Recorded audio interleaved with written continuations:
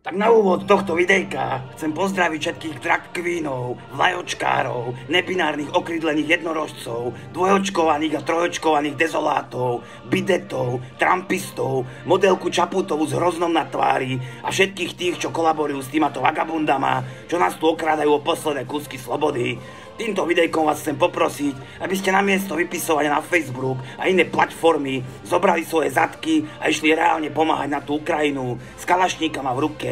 Ak môžete, tak svoje domovy na Slovensku ponehajte tým ubojím imigrantom a utečencom, čo sa tu vozá na autách drahších ako vaša morálka. Ja verím, že keď sa na všetci nahrnete, tak tých hnusných agresívnych ruksákov porazíte dúhou lásky a vlajočkami. Aby ste neboli v tom sami, tak sa k vám pridám aj ja, aby tam bol aspoň jeden normálny človek medzi vama, lebo vy ste všetkým len na smiech.